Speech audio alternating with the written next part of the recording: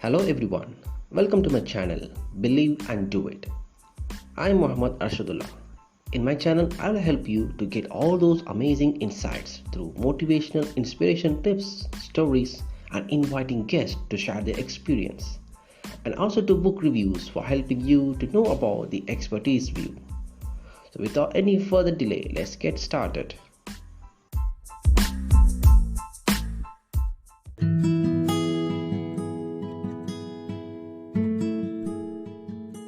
Hello everyone, in this video I'll be sharing about the last two great reasons why good character is worth pursuing from the book Developing the Leader Within You 2.0 written by John C. Maxwell. Successful leaders embrace the 4 dimensions of character. In a book called Derailed, Tim Irwin wrote that there are 4 dimensions to character: authenticity, self-management, humility, and courage. The author John Maxwell has shared his framework based on these 4 character buildings. Authenticity. John Maxwell has observed that there are a lot of leaders who had difficult time with their authenticity. Many don't want to let their guards down. They may feel that they are in a no-win situation. They worry that if they reveal their failures, they will lose their credibility. John Maxwell advised the leaders is that try to live between the lines. And he explains that as he traveled the road of leadership, to his right is a line of success. When he is over near that line, everything is going well. And I'm achieving success and achieving winning. To his left is a line of failure. When he's close to that line, nothing seems to go right. And at that moment, he is living in Murphy's Law, which says that anything that can go wrong will go wrong and at the worst possible times. When people see us on the success line, we have to be careful not to think that who we really are. We can be like the athlete who wins a gold medal or a Super Bowl and starts to believe he's spectacular all the time, everything he does. That's not the reality. We may try to put some individuals on a pedestal, but they will surely fall off. Authenticity is about living an open life between those lines. In John Maxwell's early years, he only wanted to tell others about his experience on the success line.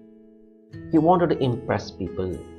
But as he grew older, he felt an opposite pull to share his failures so that he can encourage people.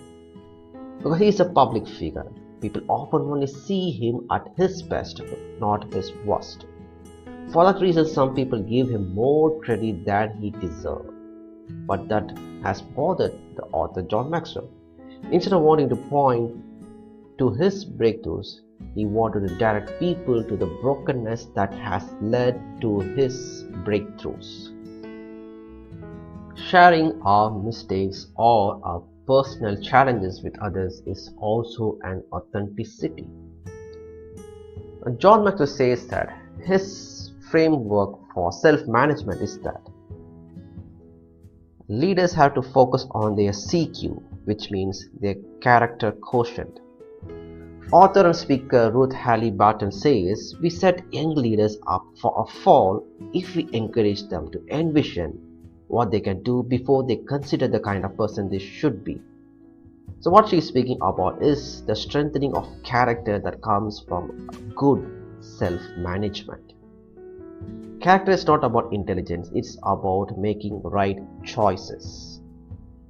When it comes to character, John Maxwell believes that the best guardrail or the median or the line which we have for ourselves, the same way like on the highway we have a guardrail which keeps cars from going over a cliff.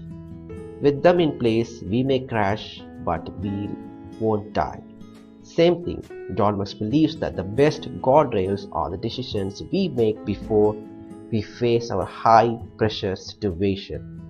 It's easier to manage ourselves if we have already made a tough decision related to our values. It's impossible to maintain good character when we don't know what we value. Do you value relationship? If so, what is your guardrail? What must you do to maintain relationships? Identify your values and decide what boundaries you won't cross long before you may be tempted to cross them. To keep himself grounded, John Maxwell asked himself some questions. Consistency. Am I the same person no matter who I am with? Choices. Do I make decisions that are best for others even when other choices will benefit me? Credit. Am I quick to recognize others for the efforts and contributions to my success? So what questions do you need to continually ask yourself to manage yourself? As you can think about as a leader, because if you can keep yourself on the road and from going off the cliff, you can continue to lead others and make a difference. Now let's move on to the next framework of character, humility.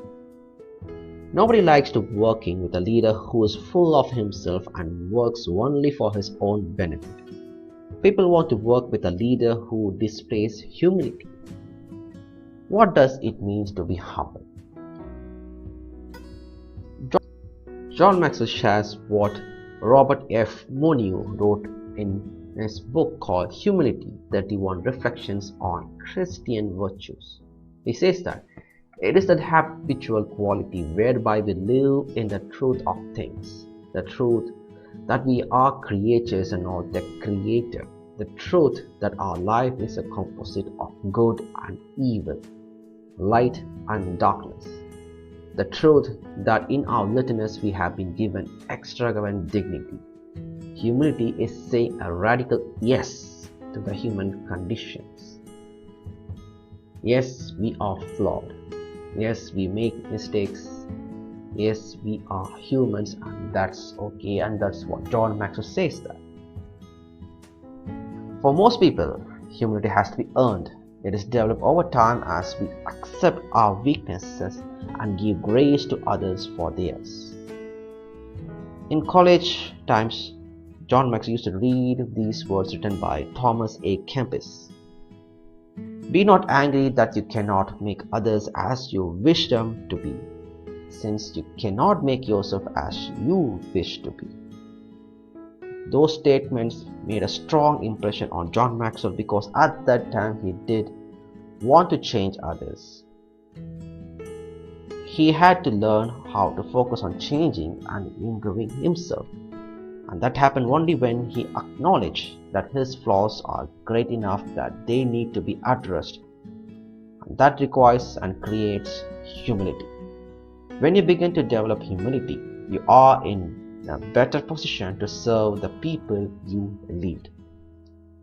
Now let's move on to the next framework, courage.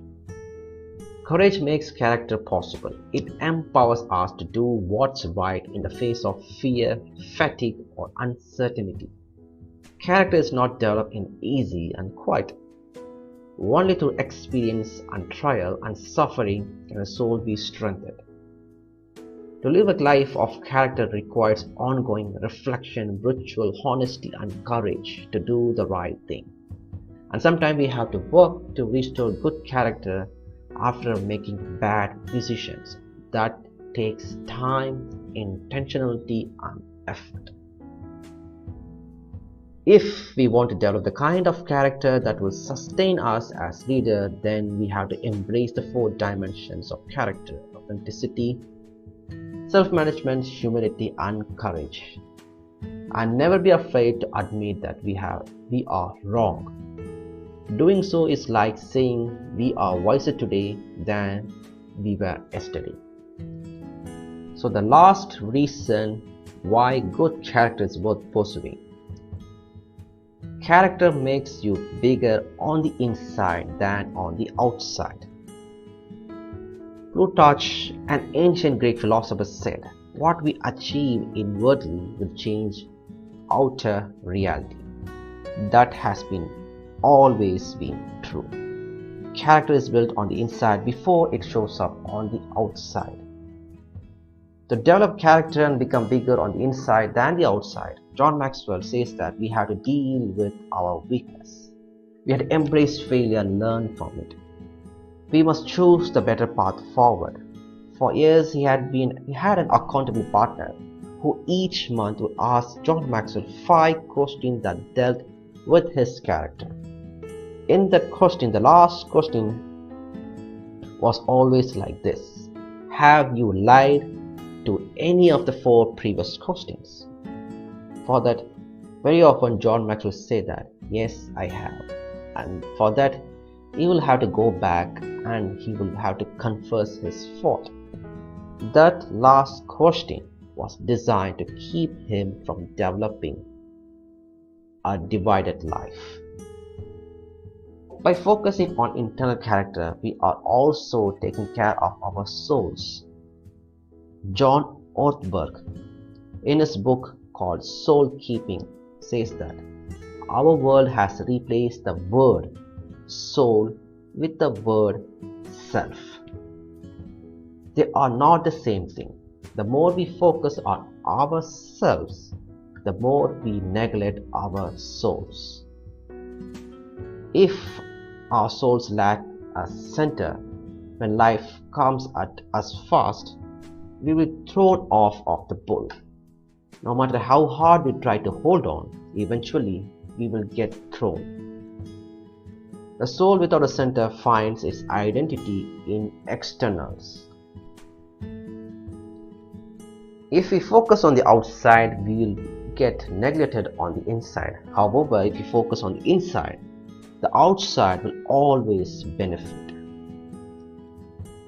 In my next video, I'll be sharing about the chapter number 4 of Developing a Leader Within You 2.0, the ultimate test of leadership, creating positive change.